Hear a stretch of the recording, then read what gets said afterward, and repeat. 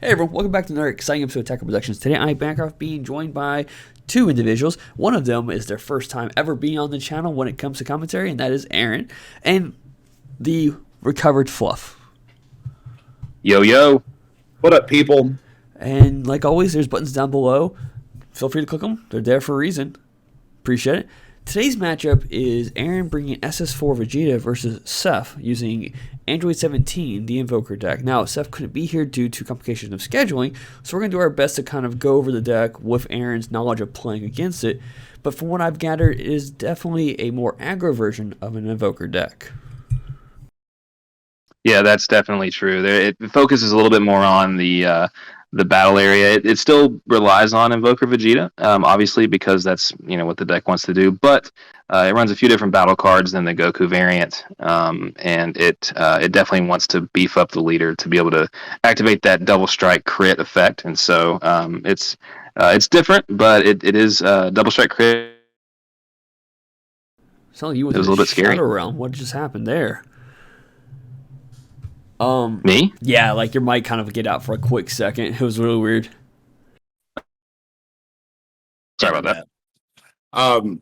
This deck really seems like it has the calling card of Seth behind it. Because if you ever sit across from Seth, there's two things that you can be sure of. You're gonna get crit and you're gonna get double striked. Like, it doesn't really matter what deck you're playing, it's just what he does. I told him before the game, the time I think that I had played him was over a year ago, and he was playing Mass Saiyan. And so we got to laugh about that because it's, like you said, it's basically the same thing. So, yeah, that's funny. Yeah. Those are his decks. Those are the decks that he is comfortable with. And he's blown me out before with Mass Saiyan, I believe, where, it just, what do you do? I mean, you're down to 2 life at the end of your second turn, and that's why I went into this a little bit afraid, and so you'll notice I really do go kind of hard at it at the beginning of the game here, because I knew I had played Invoker when it was big, when it first came out, and so I knew I have to do everything I can to keep this Vegeta from hitting the table. And Blue has the answers for that, and so I figured I was if as long as I can do that, whatever else happens. And I didn't know anything about his build. I didn't know what he wanted to do, and so it was interesting seeing some of his plays, some of the battle cards that he chose to play, and I noticed that he was really filling up the drop, and so I was like, man, I've got to end this game before turn 5 because I'm going to see Apex, and I don't know if I can get past Apex for 2 turns, and so you'll see here he kind of bricks on the tops here, and he always he never ships them to the bottom as far as I can remember. He always puts them back on top, and so that had me even more scared. It's he's seeing cards that he wants to see. And so you'll notice here on my next turn is when I really start to kind of slow down and kind of wait on him to make the decisions, and try to react to him as best as I can. So I had a quick question on your turn 2. When you +2 to Zeno, you charged the energy, but you didn't do anything. Did you have a plan by any chance and decided not to do it, or did you forget that? Right. So yeah, I wanted to keep the counters up on him because that was one of the ways that I wanted to make sure that I kept Vegeta off board. If I had to -5 on Zeno, then I wanted to be able to do that. And so I knew that I'd be wasting the energy. I didn't have anything in hand that I wanted to necessarily play, because I held on to a couple of big negates. I held on to a baby counter and a couple of things to deal with Vegeta. I held on to a UI Goku, and so it was mainly to keep the counters up on Zeno so that I didn't I could +5 if I needed to. I was like, you don't actually have to deactivate it. You can just +2, don't activate the effect. Right, but I was digging, and so cool.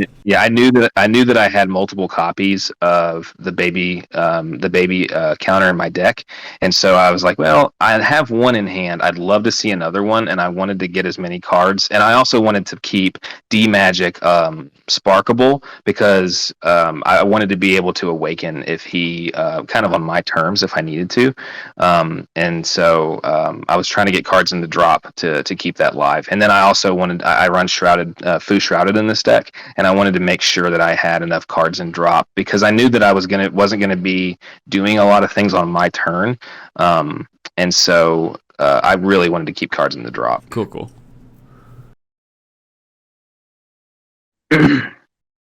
So this is turn 2 for Invoker. I've got 4 energy, so I'm actually like pretty like happy with where I am right now, and I know that basically I'm just gonna like charge pass again here, and knowing that Vegeta's about to come down, this is kind of where it's like, okay, this is now I have to completely stop and play around this Vegeta.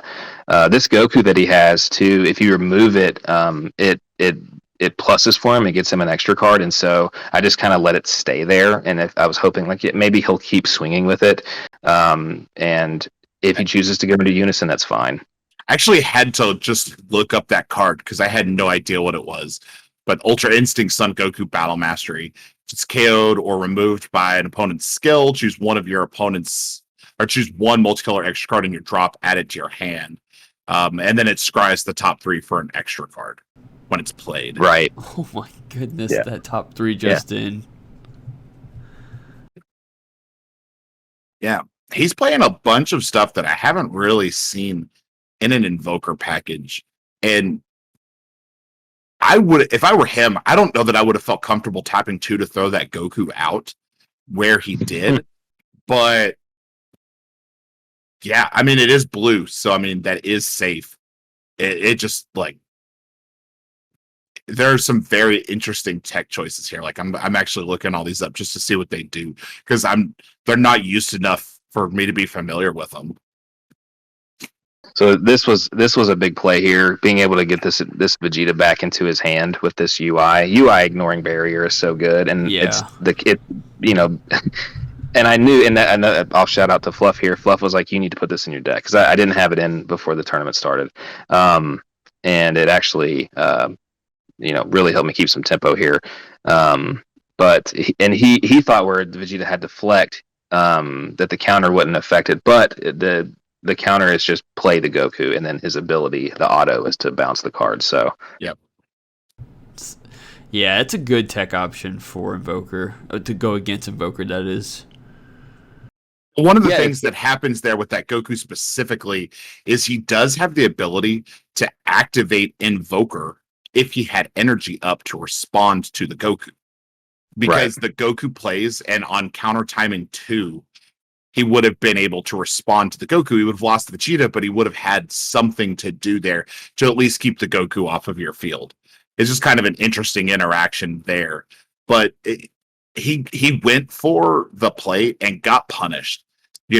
Tapping out on turn 3 without an Awaken available and then getting the Vegeta counterplayed is literally the worst position for an Invoker player to be in. But I think he could sense that he needed to do something because I had 4 open energy. So if he just continues to keep passing, then this is going to go really badly for him because I'm going to get to like 8 or 9 energy pretty quick and basically do whatever I want. And so we had talked about it after the game, and that's kind of what he was saying is like I had to stick Vegeta, and I kind of had to just I thought the deflect barrier was enough, which a lot of the time deflect barrier is enough, but in this case, at least right there, it I kind of had the perfect play for it. A lot of the times on the outside, it seems like you need to get that Vegeta out on turn 3, but from what I've seen, waiting till turn 4 to board that Vegeta is just safer. Because then at least you're not tapped out if it does get responded to. Now, also depending on the quality of cards in his hand, he could have just a bunch of extra cards that are essentially dead if he doesn't play the Vegeta. He did. And based on his charge targets, I would say that's the case. Yeah, when he threw that 6-drop Goku down on turn 2 as his charge, I knew, I was like, okay, he's either got a bunch of Vegetas in hand or he's got a bunch of extra cards in hand.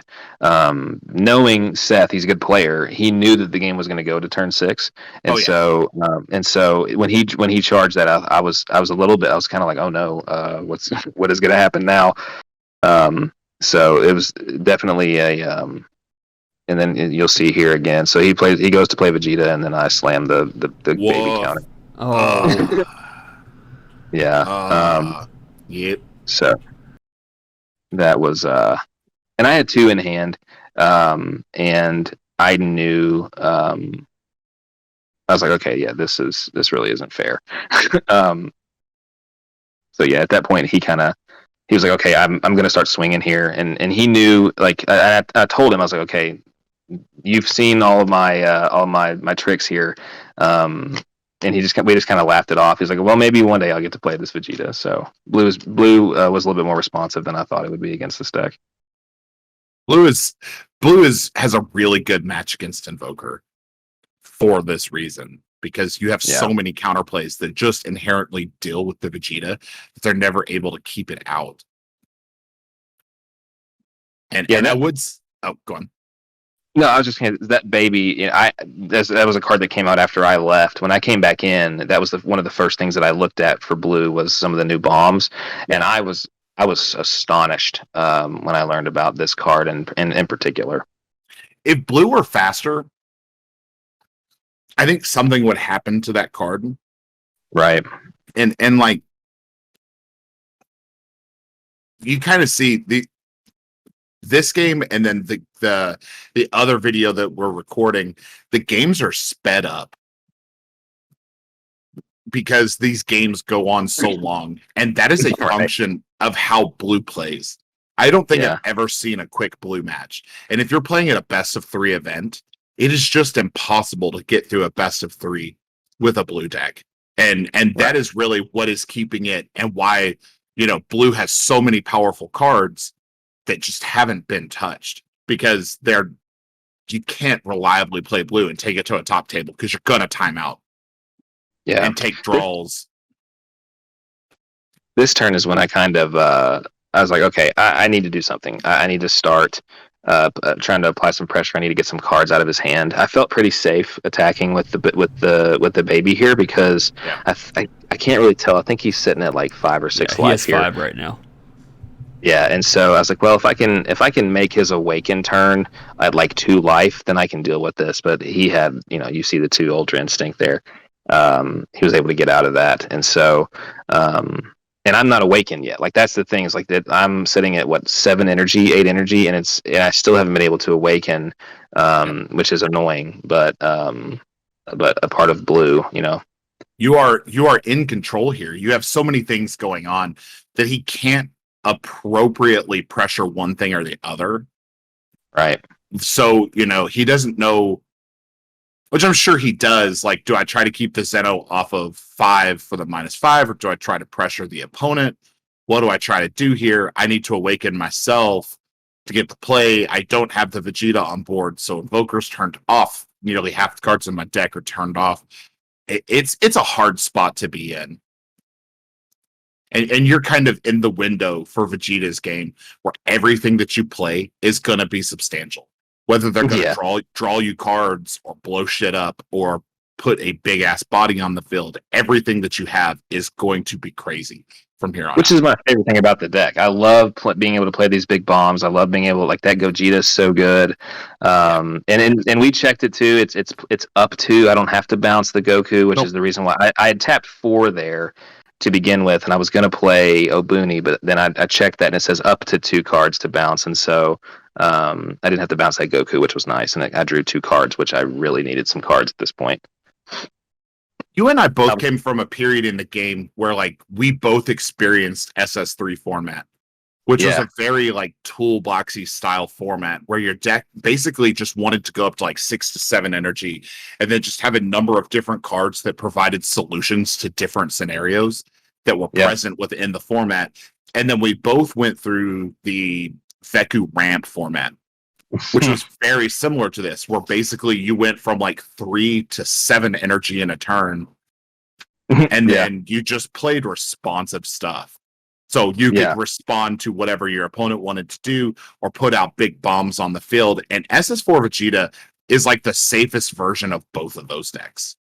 Yeah, it's funny you mentioned Veku ramp, because this reminds me so much of that deck, in that you can basically just put whatever cards you want to put into the deck.